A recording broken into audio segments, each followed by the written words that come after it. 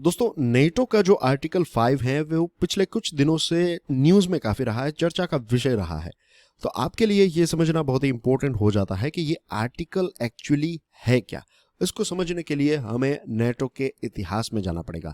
1949 में जब नेटो की स्थापना हुई तो उस टाइम के जो फाउंडर मेंबर्स थे, जैसे कि यूएसए, कनाडा और वेस्टर्न यूरोप के बहुत सारे देश जो हैं, उनके लिए सबसे बड़ा चिंता का जो विषय था वो वही था कि सोवियत यूनियन काफ़ी एक्सपांड हो रहा है, स्ट्रॉन्ग होता जा रहा है और सोवियत यूनियन जो है वो किसी भी वेस्टर्न यूरोप कंट्री पर अटैक कर सकता है। तो इस चीज़ को रोकने के लिए या फिर इस चीज़ के खिलाफ लड़ाई करने के लिए एक डिफेंस के तौर पर 1949 की जो नॉर्थ अटलांटिक ट्रीटी, जिसको वॉशिंगटन ट्रीटी भी कहते हैं, इस ट्रीटी में एक आर्टिकल 5 को ऐड किया गया। ये आर्टिकल 5 जो है ये कलेक्टिव डिफेंस के बारे में बात करती है।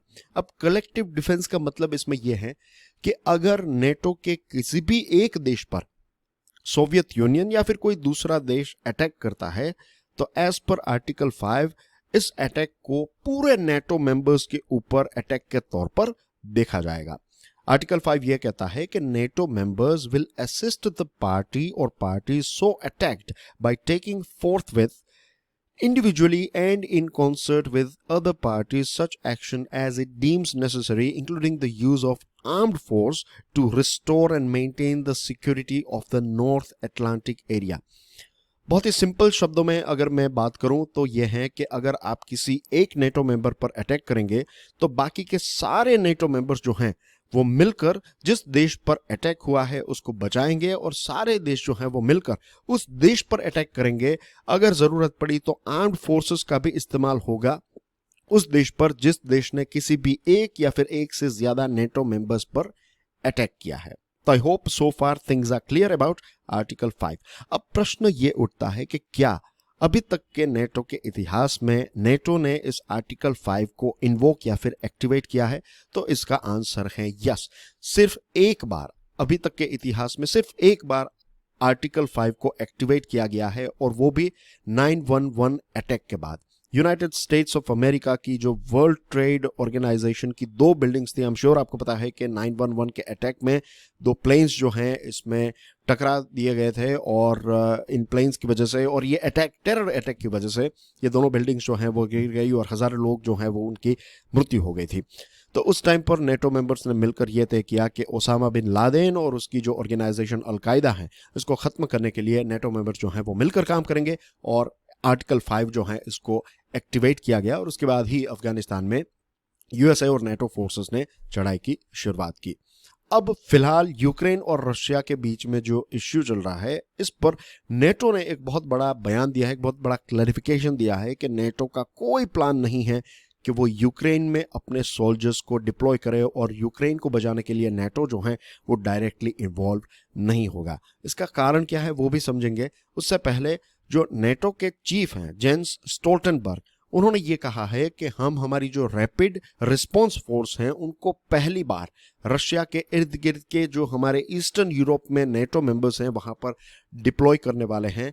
और अब प्रश्न ये उठता है कि क्यों नेटो आर्टिकल 5 जो है उसको इन्वोक या फिर एक्टिवेट नहीं कर रहा है, जब एक तरफ हम देख रहे हैं कि रशिया फुल फ्लेज यूक्रेन पर अटैक करने लगा है। उसके पीछे मेन रीजन ये है कि यूक्रेन जो है वो वेस्टर्न डिफेंस अलायंस का तो मेंबर है, उसका पार्टनर है, लेकिन एक फुल नेटो का मेंबर नहीं है। और आर्टिकल 5 जो है वो यहाँ पर ये जो कलेक्टिव डिफेंस प्लेज है वो यूक्रेन पर एप्लीकेबल नहीं है।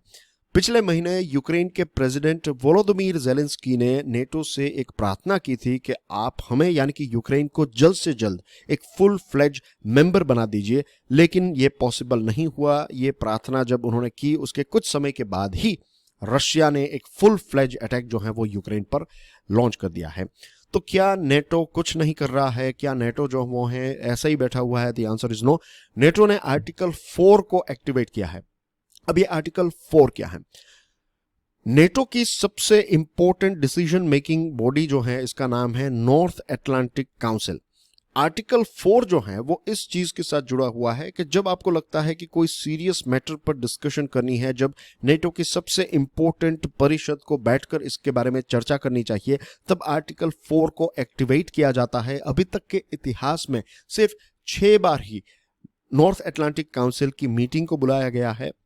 और फिलहाल ये जो यूक्रेन और रशिया के बीच में इश्यू चल रहा है, तो 8 मेंबर देशों ने मिलकर एक प्रपोजल रखा कि हमें जल्द से जल्द ये नॉर्थ अटलांटिक काउंसिल की मीटिंग करनी चाहिए। और ये इसी बात का इशारा है कि यूक्रेन और रशिया के बीच में जो इश्यू चल रहा है ये काफ़ी सीरियस है और एक बहुत ही ग्लोबल लेवल का इश्यू है। तो ये इश्यू जो है वो और ज़्यादा स्प्रेड ना हो जाए, तो इट इज़ इम्पोर्टेंट कि नेटो की ये जो काउंसिल है वो जल्द से जल्द मिले और जल्द से जल्द कोई डिसीजन ले। और ये मीटिंग भी हुई और इस एक्स्ट्रा ऑर्डिनरी समिट में ये डिसाइड किया गया कि रैपिड रिस्पॉन्स फोर्स, जिसमें लगभग 40,000 जितने ट्रूप्स जो हैं, पहली बार उनको ईस्टर्न यूरोपियन देशों में, वे सारे देश जो रशिया के साथ अपनी बॉर्डर शेयर करते हैं, नेटो देश जो रशिया के साथ अपनी बॉर्डर शेयर करते हैं, तो उनकी डिफेंस कैपेसिटी को बूस्ट अप किया जाएगा और वे सारे स्ट्रेटेजिक एरियाज में नेटो के ट्रूप्स को जल्द से जल्द डिप्लॉय किया जाए। अब प्रश्न ये उठता है कि क्या नेटो जो है वो आर्टिकल 5 को एक्टिवेट करेगी?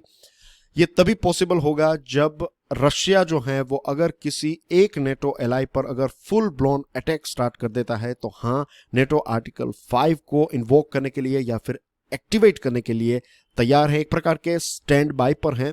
और कुछ दिनों पहले मार्क वार्नर, जो यूएसए के सेनेट इंटेलिजेंस कमेटी के चेयरमैन हैं, उन्होंने एक बहुत ही इंटरेस्टिंग इंटरव्यू दिया एनपीआर को और कहा कि when you launch cyber attacks they don't recognise geographic boundaries, some of that cyber attack could actually start shutting down systems in eastern Poland. उन्होंने ये कहा कि जब आप साइबर अटैक करते हैं तो साइबर अटैक की कोई जियोग्राफिकल बाउंड्री नहीं होती है, और कुछ साइबर अटैक जो है वो पोलैंड के, खास करके ईस्टर्न पोलैंड की कुछ सिस्टम्स को शट डाउन कर रहे हैं। तो अब देखना यह है कि क्या नेटो जो है वो साइबर अटैक को एक फुल फ्लेज अटैक के तौर पर देखेगा। जहां तक मेरी समझ है ऐसा नहीं होगा। अभी तो नेटो की फोर्सेस और नेटो जो है एज एन ऑर्गेनाइजेशन वो स्टैंड बाय पर है। नेटो का एक ये भी स्टेटमेंट आया था कि अगर हमारे किसी भी मेंबर देश पर रशिया अगर अटैक करता है तो हाँ, नेटो जो है वो आर्टिकल 5 को एक्टिवेट करने के लिए तैयार है। लेकिन जहां तक मुझे पता है रशिया ऐसी गलती नहीं करेगा। अगर रशिया किसी भी नेटो मेंबर पर अटैक करता है तो सिचुएशन ये हो जाएगी कि it will be Russia versus NATO members, और रशिया इतना बड़ा रिस्क जो है वो डेफिनेटली नहीं लेगा।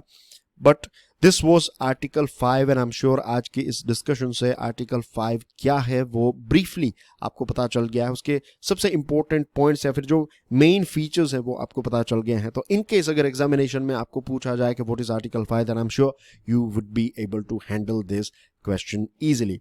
जाते जाते आपको एक प्रश्न पूछना चाहता हूं, बताइए नेटो को ज्वाइन करने वाला सबसे लेटेस्ट देश जो है उसका नाम क्या है? Stick your answer in the comment section. Do check out my motivational podcast curiously forever. हमारी दोनों चैनल्स को सब्सक्राइब करना ना भूलें। वीडियो पसंद आया हो तो hit the like button and please share this lecture with other students. I will see you soon. Till then enjoy your studies, stay curious. जय हिंद।